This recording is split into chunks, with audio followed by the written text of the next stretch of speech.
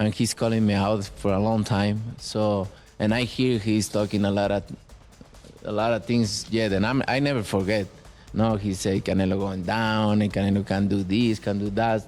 He never believed in my skills, but I guess what? He's gonna find out soon. He's a good fighter, but like I say to him,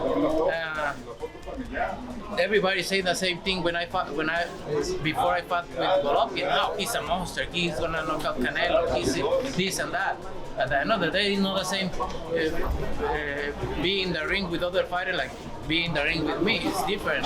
Canelo Alvarez has spent years brushing off David Benavidez, but this time the champion isn't just responding. He's issuing a warning. He's going to have to fight box a perfect fight. Is he capable of that? He's capable of it.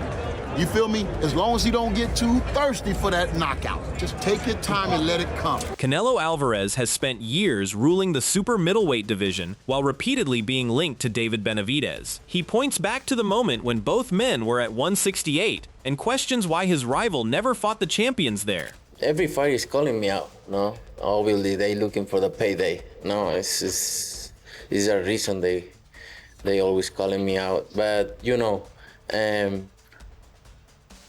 when we are like both in 168, I fought every champion at the division.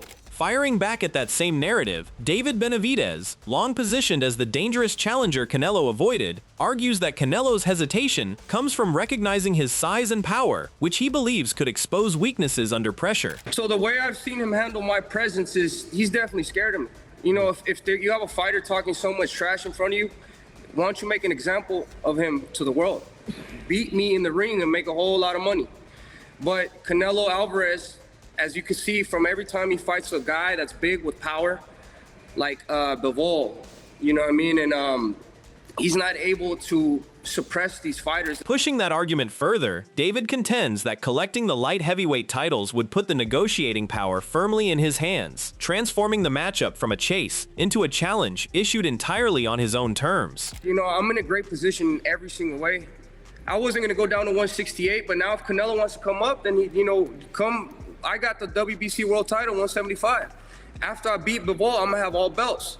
So after that happens, now I'm the one who has the power. Now I'm the one. Canelo said he doesn't fight. He fights for greatness. He fights for titles. Weighing in from a different angle, Terrence Crawford believes Canelo understands the challenge Benavidez's size presents once the fight begins. He argues that the physical gap could create a major tactical problem against Benavidez's relentless pressure. In a sense, he know how big Benavidez is gonna come in the ring. You know, Benavidez is a great fighter, you know, but he's a big fighter. He's a tall fighter, you know, and I just think Canelo knows, like, why would I want to get in the ring with this guy that's going to be massive come fight time? And I'm not that big of a guy at all. I've been doing all this with my skills because Canelo's not a big guy. He's been fighting big guys his whole career. Crawford doesn't stop there either. He maintains that Canelo has repeatedly used his technical ability, timing, and ring intelligence to neutralize opponents who held clear physical advantages over him. In Crawford's view, that history strengthens the argument that elite skill can sometimes overcome a significant size gap, especially when a fighter knows how to control distance, dictate exchanges, and make the larger man fight at an uncomfortable pace. You know, and beating them with skill. You know, so you got to tip your hat off to Canelo and what he's accomplished. Absolutely. Being 5'7", going up to 175 and fighting these big guys and actually winning and knocked out Kovalev. Yeah. While the Canelo rivalry lingers, a separate storyline is starting to pull focus. Jai Opetaia, already established as one of the division's elite champions, believes a showdown with Benavidez becomes increasingly difficult to ignore once major titles are on the line. With championship stakes adding greater significance to the matchup, Opetaia sees the fight as more than a high-profile clash. I believe it is, you know, especially him being in cruiserweight, you know, and to me, it just makes sense. Like, if he's fighting for a world title in my division, why don't people want to see who the best is in the division? Like, it does not make sense to me if we don't fight. You know what I mean? Like, he's coming up fighting for a undisputed, like a unification fight, and he's going to be holding the WBO and WBA. It just doesn't make sense to me that we wouldn't fight. Responding to that idea, David maintains that he is focused on building his own path and continuing to establish himself through the challenges directly in front of him. At the same time, he leaves the door open for the biggest possible fight if the right opportunity comes together. The thing I've made it very clear about myself that I'm not going to wait for Canelo. You know, I'm going over here and making my own lane, going up to cruiserweight. So it feels good, but as of I mean, it feels good to be in my own lane and doing, you know, other stuff, and, you know, I'm able to get my glory besides just that one Canelo fight.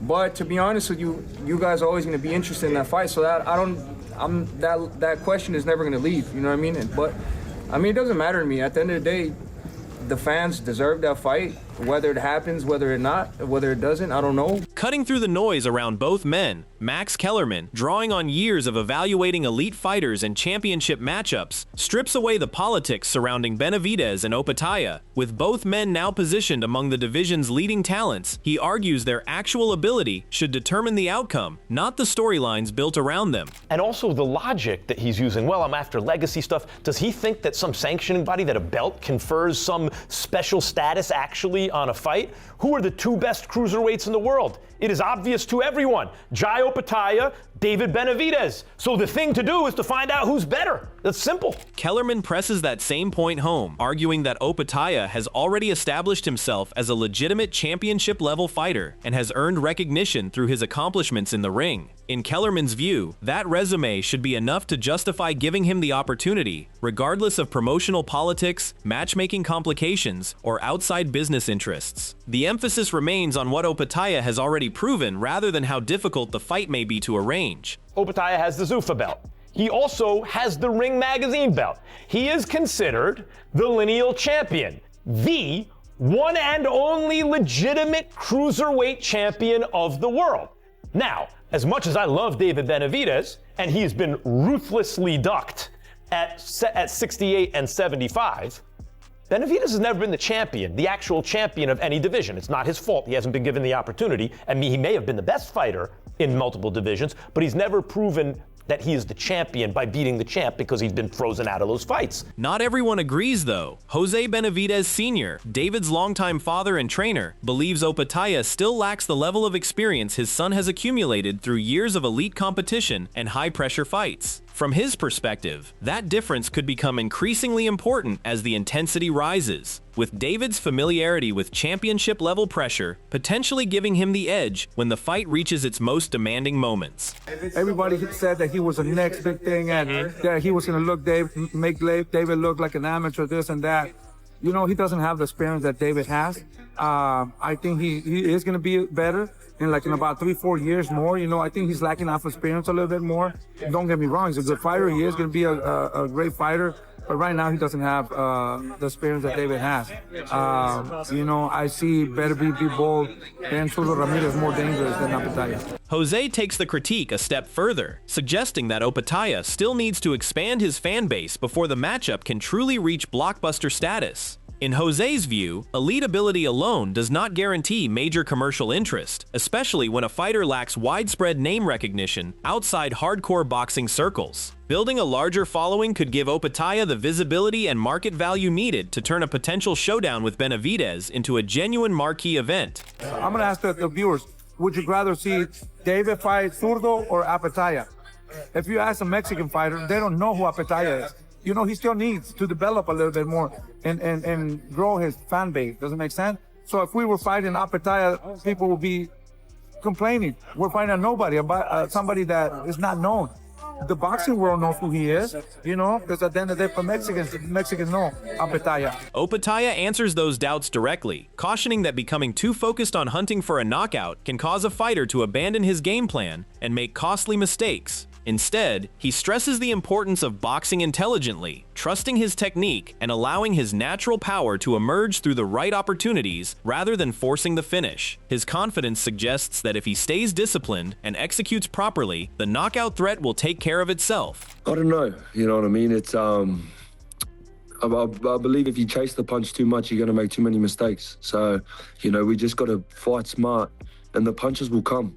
you know, and I believe the way I box as well and my speed and my ability, a lot of people underestimate my power, you know what I mean? But they learn quick when I'm in the ring. So it's just about fighting smart, doing our thing. You know, we're fucking born for this shit. Shifting the conversation toward how a fight would actually play out, Chris Mannix sees Benavidez as far more competitive against Opetaia than some critics expect, especially if he handles Zurdo Ramirez first. He points to Benavidez's size and experience as reasons the matchup deserves serious consideration. And like, he's always been a big guy. I don't think he's as overmatched as you do against Jai Opetaia. Not that I disrespect Jai, just I have not seen it yet against high-level guys. He didn't get Brandon Glanton out of there. Like, I'm just saying, like, I need to see more of Jai Opetaia against top-level guys. Like, if Jai Opetaia dispatches Chris Billum-Smith, if he eventually gets there against him in a way that Zurdo couldn't, then maybe I can get on board with that. I just haven't seen it at the highest oblivion. I think that David Benavidez, if he looks great against Zurdo, wins a clean decision, knocks him out, I think he's got a great chance against someone like Jai. I do where we agree. Sergio counters that same optimism, warning that Opetaia could be a particularly difficult stylistic matchup for Benavidez because of his natural physical tools and ability to capitalize on mistakes. He suggests that Benavidez cannot afford to become reckless or assume his usual pressure will be enough, because even a small miscalculation could give Opetaia the opening he needs to punish him and shift the momentum. But you're not a cruiserweight, and you're bound to get beat, especially by a Jai Opetaia.